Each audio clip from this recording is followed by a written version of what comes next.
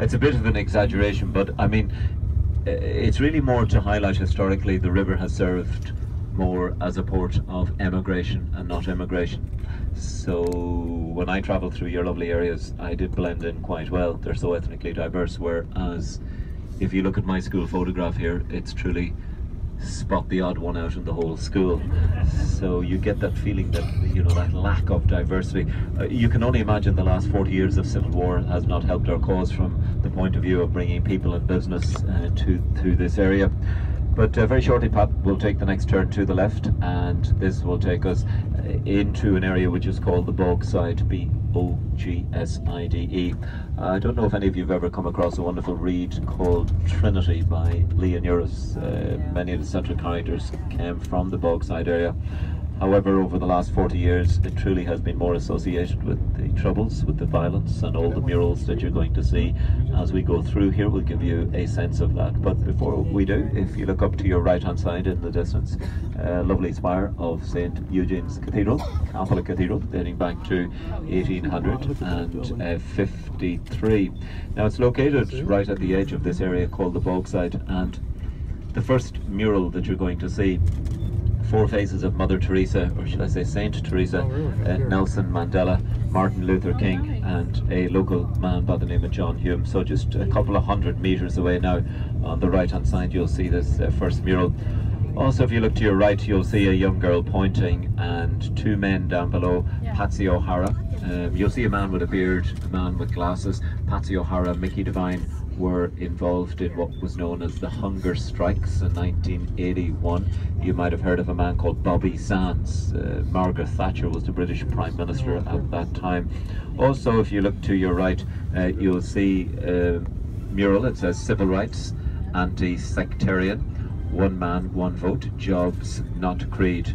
The whole issue of housing, voting and jobs is something we'll talk about in much greater detail during the course of the tour. But if you look left here, you'll see the Bloody Sunday Memorial with the 14 names and the 14 ages of the people who died on Bloody Sunday. Talk more about Bloody Sunday in a few minutes. Pat's going to pull in here to the left for a couple of minutes, and in front of you, you'll see a wall which says, "You are now entering free Derry."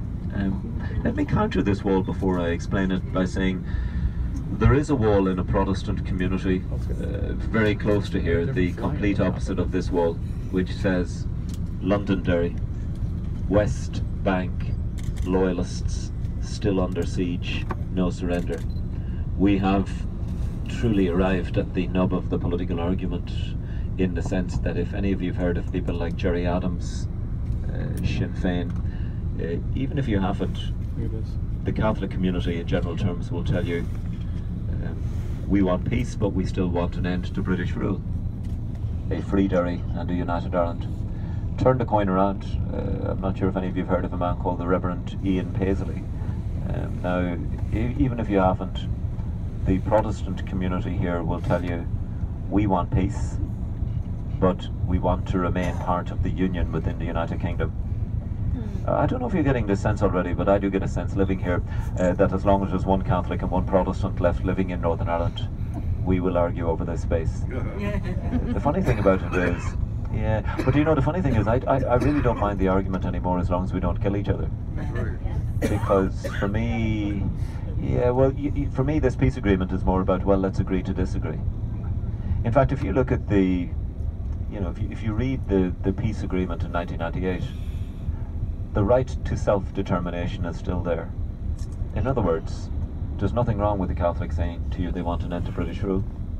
There's nothing wrong with the Protestant telling you they want to remain part of the Union within the United Kingdom. But you must do it through peaceful, democratic means. And that's really the difference. The same issues are here. Because if you look to your right-hand side, I mean, you see that man crouching down there with the same hairstyle as myself. That's the local parish priest at the time, Father Edward Daly. Subsequently became Bishop Daly. He just passed away a few weeks ago, a wonderful man. But that's taken from a scene from Bloody Sunday 1972. A very famous Irish rock band by the name of U2 wrote a song called Sunday Bloody Sunday. 14 men were shot dead by the British Army within a few hundred metres radius of here, and a tribunal in 1973 by Lord Widgery exonerates the army, but then another tribunal in 2010 by Lord Saville says that all 14 victims were innocent of any wrongdoing. I get this overriding feeling, however, that Bloody Sunday was catastrophic for us all, because you can only imagine by this stage it really just had become a whole series of tit-for-tat killings. I mean, this obviously was just fanning the flames of the conflict. Indeed, 1972 itself was to become the worst single year for violence than in any other single year of the Troubles. So difficult. I have I have an 8-year-old son called Samuel, and my Samuel is truly going through an identity crisis at the moment, because he actually thinks he's a teenage mutant ninja turtle, and he now calls himself Leonardo. And but on occasions I do take him aside, and I sometimes say to him, you know, so sometimes it's good to walk away from the situation. You do not always have to engage in violence or violent rhetoric to prove yourselves. My fear of conflict is this: what happened here in Northern Ireland scares me, in the sense that we got so used to violence it became our normality. Now, because of the pain we've inflicted upon each other, it's going to take us a generation, 2 or 3. You can see, maybe feel the fire is out, but you can still feel the embers of the past. But maybe finally to say, I had an Englishman on my tour here who told me the last time he was in this city was in 1973 as a 22-year-old British Army soldier. He referred to this area as his Afghanistan, as his Iraq. Here he was coming back as a tourist, saying how wonderful things had changed. Things have changed radically, ladies and gentlemen, and that's why I want you to try and look at the glass half full as opposed to half empty, because how many of you yourselves ever thought you'd ever set foot in Northern Ireland, you know, 20, 30 years ago? This was truly one of the most conflict-ridden areas in the world. I think we've achieved a lot in a very short period of time. Yeah, you've all, well, I mean, this is really, they're predominantly different versions of Irish flags. And of course, remember, of course, when you go into the Catholic areas, you'll see the Irish flag flying. When you go into the Protestant areas, you'll see the Union Jack flag. So, you know, the issues are still the same. And as I said, I really don't mind any of this, as I said, as long as we don't hurt each other physically. You know, and you're always going to have divisions. But I'll talk to you about how things are changing during the course of the tour. Now, Pat's going to drive up over the flyover. And I don't know if any of you have heard of a young woman, some of you might remember, by the name of Bernadette Devlin, who at 22 years of age, she became the youngest person ever elected as a member of Parliament in Westminster. And you'll see her, you see where the you see the scaffolding there on the right hand side. That's Bernadette Devlin there with the red jumper.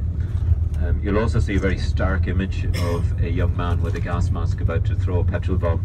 Again, a familiar sight here during the 1970s.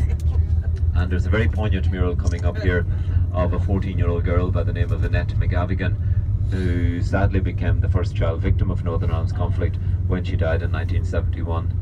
The mural itself is called A Death of Innocence. The butterfly represents the innocence to gun death, and all the greyness around her, symbol of the chaos of the environment in which she was born into. But take a look, ladies and gentlemen, up to the left-hand side in the distance.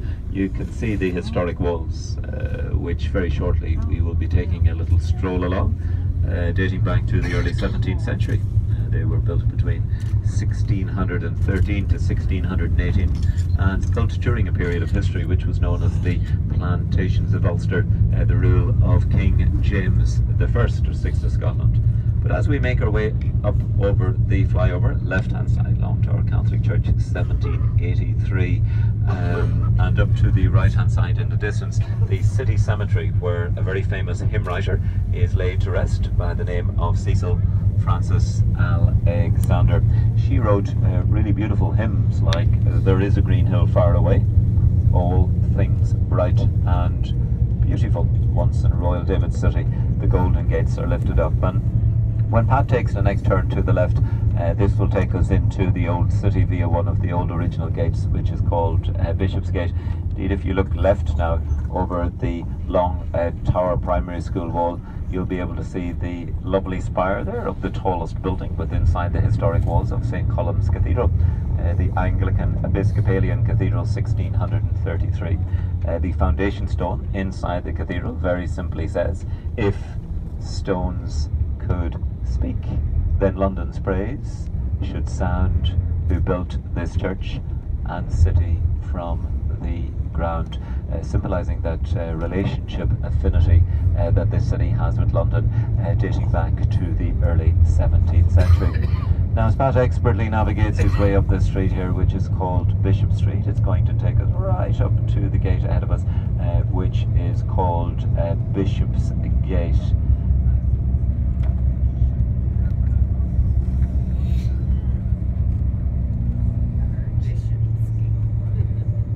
But if you look here to your right hand side, you'll see this little tower, ladies and gentlemen, not part of the walls, but part of an old jail that was here right up as far as 1973. You can also see, as I said, more clearly the lovely spire of St. Columba's Cathedral, the Anglican Episcopalian Cathedral, 1633.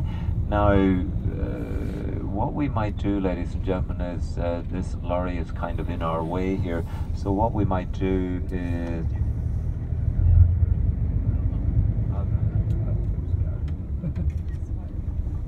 we're going to we'll see if we can get through this gate, ladies and gentlemen, and then we'll hop off the other side and do our little tour along part of the historic walls. But in the meantime, can you all breathe in? Yeah. Throw the luggage out. This is like, you know, this reminds me of the Needles Highway. That's definitely the Needles Highway. Now, as Pat opens his eyes again, he's going to very shortly pull up here. We'll pull up beside this old building here on the left-hand side. This is actually the old bishop's residence, and you can see the courthouse here on the right-hand side. Oh, take a look at one of our judges there with his wig on there, ladies and gents. Looking rather... Oh my goodness. He is, yeah. Looks like he's sleeping. He's looking a bit stressed, having to deal with our mob. Okay, ladies and gents. Now this is where we're going to hop off and do our little tour. Cost of £3,127. One of the most famous bishops represented there was a bishop by the name of Frederick Augustus Hervey. He was known locally as the 4th Earl of Bristol, an extremely wealthy man. Part of the reason for the family wealth came from a drink some of you might have heard of called Hervey's or Harvey's Bristol Cream, a very famous British sherry. You also have a man by the name of Bishop George Berkeley, who was a great philosopher and a great academic, and he subsequently went over to the United States of America, and you have the University of California, Berkeley, which is named after him. Now the street we just walked on, or walking on, is a street which is called Palace Street, after the old Bishop's Palace, and which is of course that building there. And we just passed by this lovely building here, which is called St. Augustine's Church, named after the Augustinian monks who would have arrived here in the 14th century. The church itself dates back to 1853, but the site is said to be where Christianity was founded by our local patron saint, St. Columba or St. Columba, within the oak forest. I only emphasise the oak forest because the Irish for Derry is Dira, which simply means an oak grove or a place of oak. And this is the same saint that left from here in 563 AD, founded a very famous monastery in a beautiful place called Iona in Scotland, otherwise known as Columba's Island. Are we all ready to go for a little walk again? Oh, yeah. You don't say yes here, you say aye. Aye. You get is conflict. It's really hard to avoid it, because, I mean, the first thing you saw were the murals, for example. Yeah. Really what I'm trying to get at is, why is the conflict, for the most part, confined to the northern half of Ireland? And I want to take you back to one man. You might have heard him already been mentioned by the name of King James I, or 6th of Scotland. Before these walls were even built, you had a war that was called the 9 Years' War. And the 9 Years' War had almost bankrupted the British Empire. The king decides upon a different strategy. Rather than sending armies over here all the time, it's costing me too much money and not that effective. I think the best way to control Ireland in the future is by planting people here who are loyal to me. It became very simply known as the plantations of Ulster. Not the planting of potatoes or trees, but the planting of people. So began the movement of thousands of Scottish Presbyterians and Anglicans from England who came over here and said, the walls that we are standing on are the finest physical example that remain of the plantations. These walls were built